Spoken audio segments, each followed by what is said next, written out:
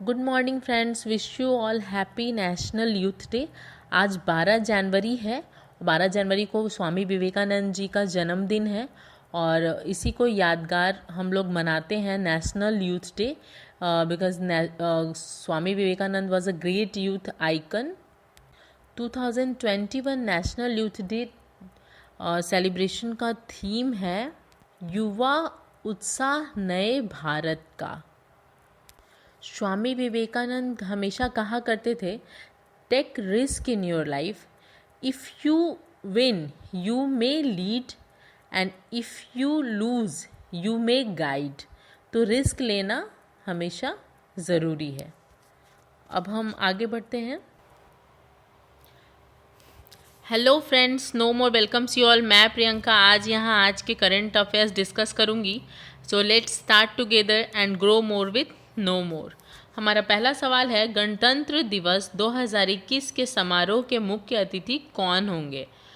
गणतंत्र दिवस अभी 26 जनवरी को मनाया जाएगा और उस दिन के मुख्य अतिथि हमारे सूरीनाम गणराज्य के राष्ट्रपति चंद्रिका प्रसाद संतोखी होंगे। इससे पहले ब्रिटेन के prime minister Boris Johnson Bharat आने वाले थे गणतंत्र दिवस के अवसर पर कोरोना के न्यू स्ट्रेन के वजह से उनकी यात्रा उन्होंने रद्द कर दी। सूरीनाम जाने के लिए अब वीज़ा परमिट भी समाप्त कर दिया जाएगा। इससे टूरिज़्म और वहाँ के लोग यहाँ आसानी से आ पाएंगे और हम लोग भी वहाँ जा सकेंगे। तो दोनों ही देशों में एक अच्छा संबंध स्थापित होगा। अब हम चलिए दूसरे सवाल की तरफ चलते हैं। हमारा दूसरा सवाल है, भारत का सबसे बड़ा हॉकी स्टेडियम किस राज्य में बनेगा? तो इसका जवाब है ओडिशा। ओडिशा के राउरकेला में भारत का सबसे बड़ा हॉकी स्टेडियम बनेगा, जिसमें 20,000 दर्शक एक साथ बैठकर हॉकी गेम देख सकेंगे। और 2023 विश्व कप की ये स्टेडियम मेज़बानी भी करेगा। अब हम तीसरे सवाल की तरफ चलते हैं।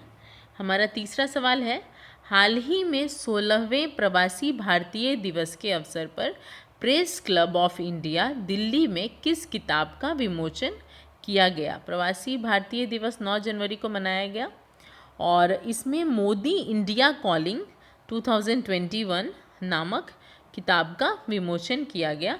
इस किताब को मनीष मीडिया द्वारा प्रकाशित किया गया है और इसमें 450 पेज हैं। एग्ज़ाम पॉइंट ऑफ व्यू से काफ़ी इम्पॉर्टेंट क्वेश्चन है, तो इसे ध्यान में रख लीजिएगा।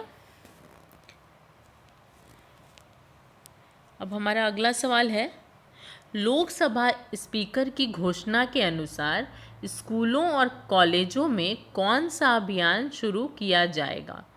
हाल ही में लोकसभा स्पीकर की घोषणा के अनुसार स्कूलों और कॉलेजों में नो योर कॉन्स्टिट्यूशन इसका अभियान शुरू किया जाएगा। लोकसभा अध्यक्ष ओम बिरला ने हाल ही में उत्तराखंड पंचायती राज विभाग द्वारा आयोजित कार्यक्रम की अध्यक्षता की। इस अवसर के दौरान उन्होंने घोषणा की कि केंद्र सरकार जल्द ही देश भर के स्कूलों, कॉलेजों और विश्वविद्यालयों में अपने संविधान को जाने नो योर कॉन्स्टिट्यूशन नामक अभियान शुरू करेगी। इसका उद्देश्य क्या है? इसका उद्देश्य संविधान के विभिन्न पहलुओं के बारे में जागरूकता पैदा करना है। अब हम अगले सवाल की तरफ पढ़ेंगे। हमारा अगला सवाल है, खबरों में रही व्यापार नीति की समीक्षा, ट्रेड पॉलिसी रिव्यू। व्यापार नीति की समीक्षा को हम लोग trade policy review, in short TPR, ये इस किस गठन से संबंधित है? तो इसका विश्व व्यापार संगठन से ट्रेड पॉलिसी रिव्यू संबंधित है। व्यापार नीति की समीक्षा विश्व व्यापार संगठन WTO, वर्ल्ड ट्रेड ऑर्गेनाइजेशन के तहत एक तंत्र है जिसमें सदस्यों के व्यापार और संबंधित नीतियों की जांच की जाती है ताकि इसके नियमों का अनुपालन सुनिश्चित किया जा सके। हाल ही में विश्व व्यापार संगठन में भारत की 7वीं व्यापार नीति समीक्षा जिनेवा में संपन्न हुई। ये ध्यान रख लीजिएगा, कहाँ पर संपन्न हुई, ऐसा सवाल पूछा जा सकता है।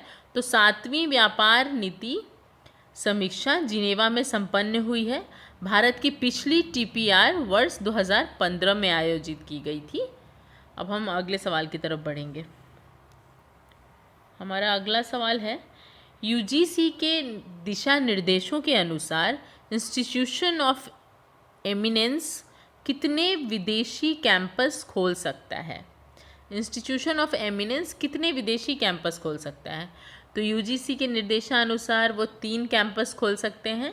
विश्वविद्यालय अनुदान आयोग UGC ने इंस्टीट्यूशन ऑफ एमिनेंस IOE, इसका फुल फॉर्म भी ध्यान रख लीजिएगा, इंस्टीट्यूशन ऑफ एमिनेंस के लिए अन्य देशों में केंद्रों और पूर्ण विकसित परिसरों के लिए दिशा निर्देश जारी किए हैं।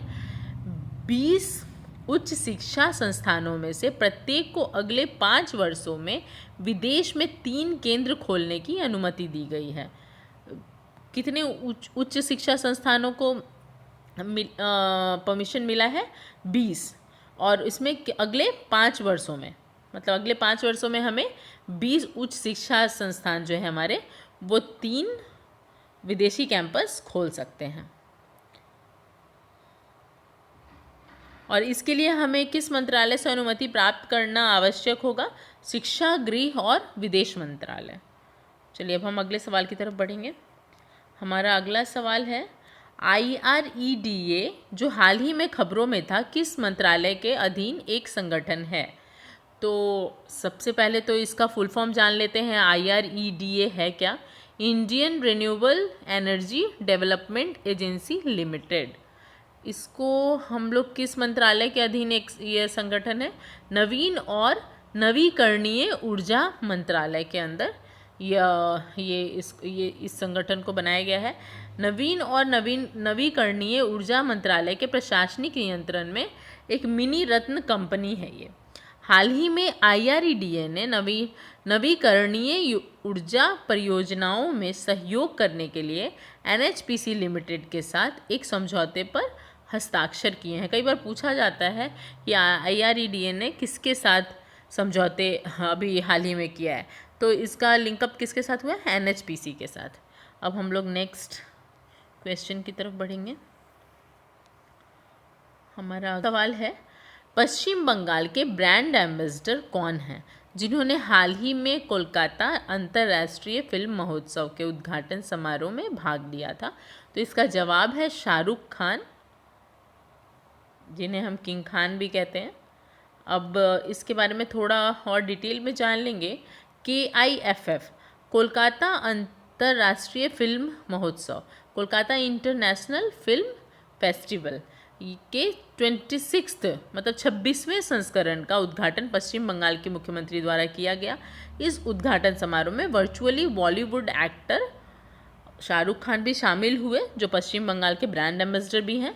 इस महोत्सव में 45 देशों की 81 फुल लेंथ फीचर फिल्मों और 51 लघु फिल्मों और डॉक्यूमेंट्री का प्रदर्शन किया जाएगा। अब हम नेक्स्ट सवाल की तरफ बढ़ते हैं। हमारा अगला सवाल है, राष्ट्रीय राजमार्गों पर वन्य जीवों के सुरक्षित आवागमन के लिए आधारभूत संरचना पर्यावरण मंत्री प्रकाश जावड़ेकर ने हाल ही में की गई घोषणा के अंतर्गत राष्ट्रीय राजमार्गों पर वन्य जीवों के सुरक्षित आवागमन के लिए बुनियादी ढांचा तैयार करने के लिए सड़क परिवहन और राजमार्ग मंत्रालय द्वारा कितनी राशि खर्च की जाएगी? ये सवाल है हमारा कि राष्ट्रीय राजमार्गों और वन्य जीवों की सुरक्षा के लिए वो जो राजमार्ग और उनके बुनियादी ढांचा सुरक्षित आवागमन के लिए जो तैयार होगा, उसमें कितनी राशि खर्च की जाएगी? तो उसके लिए 2200 करोड़ रुपए से अधिक खर्च किए जाने की स्वीकृति दी गई है। अब हमारा अगला सवाल है, स्पेन में दशकों में सबसे भारी बर्फबारी एवं जनजीवन को प्रभावित करने वाले तूफान का नाम क्या है? तो स्पेन में दशकों में बहुत दिनों बाद एक बर्फबारी हुई है और उसका नाम है तूफान फिलोमेना। तूफान फिलोमेना, ये ध्यान रख लीजिएगा। काफ़ी महत्वपूर्ण प्रश्न हैं ये हमारे, जो हमने 10 प्रश्न अभी डिस्कस किए। तो आने वाले सारे परीक्षाओं में इसमें से बहुत सारे प्रश्न आपसे पूछे जा सकते हैं। तो thank you for watching this video. इसी तरह के अपडेट्स मैं रोज़ आपके लिए लेकर आती रहूँगी। न्यू अपडेट्स पाने के लिए चैनल को सब्सक्राइब कर लीजिए और पहले वीडियो के नोटिफिकेशन सबसे पहले पाने के लिए बेल आइकन को प्रेस कर लीजिए। वीडियो पसंद आया हो तो लाइक एंड शेयर ज़रूर कीजिए अपने फ्रेंड्स के साथ और सजेशंस कमेंट बॉक्स में ज़रूर दीजिएगा। अब मिलते हैं कल नेक्स्ट वीडियो के साथ। Bye bye.